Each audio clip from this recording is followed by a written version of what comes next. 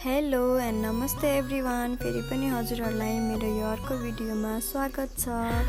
आज चाहिँ म चना मटर अनि आलुको सब्जी बनाउँदैछु। सुरुमा चाहिँ मैले आलुलाई यसरी बोक्रा नतासिकन मजाले पखाले। यो चाहिँ हाम्रो आफ्नै बारीको लोकल आलु हो। ठुलो ठुलो चाहिँ सुरुमै खाएर सकिहाल्यो अनि यो सानो सानो चाहिँ बाँकी थियो, त्यही निकालेर मैले यसरी काटेँ। आलुको चाहिँ मैले बोक्रा तासिनँ किनभने सानो सानो भएको भएर बोक्रा तास्न मलाई अलि अल्छी लाग्यो। त्यसपछि आलु काटिसकेपछि पनि म चाहिँ यसरी 2-3 पानी मजाले पखाल्छु। मलाई चाहिँ आलु काटेर नपखालुन्जेलसम्म चित्तै बुझ्दैन।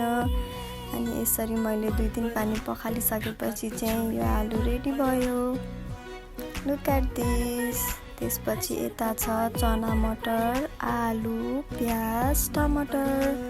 अनि त्यसपछि चाहिँ मैले ग्यास बालेँ। ग्यास चाहिँ अलि 4 देखिरहनु भएको होला, प्लिज डोन्ट माइन्ड। मैले चाहिँ अघि नानीहरूको लागि दाल बसाल्दाखेरि सिटी लागेर यो बाहिर निस्केको भएर यस्तो 4 भयो ग्यास चाहिँ। त्यसपछि कुकर बसाल्छु म अनि तेल हाल्छु।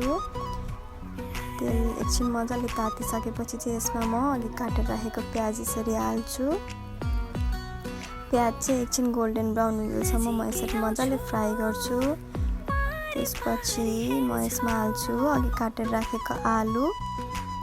मलाई चाहिँ एउटा हातले क्यामेरा समाउन अनि अर्को हातले काम गर्न चाहिँ एकदम गाह्रो भइरहेको थियो। त्यसपछि चाहिँ म यसमा हाल्छु चना र मटर। यो चना मटर पनि म एउटै हातले हालिरहेको छु, अलिक गाह्रो भइरहेछ। अनि यसरी सबै हालिसकेपछि चाहिँ म यसलाई यसरी एकछिन चलाउँछु। त्यसपछि चाहिँ म यसमा हाल्छु बेसार, अनि त्यसपछि नुन, त्यसपछि मसला, अनि फेरि यसलाई मजाले मिक्स हुने गरी यसरी चलाउँछु। यो चाहिँ सबैतिर मिक्स भइसकेपछि अनि यसमा म अघि काटेर राखेको टमाटर हाल्छु यसरी। अनि यो टमाटर हालिसकेपछि पनि फेरि एकछिन म यसरी चलाउँछु।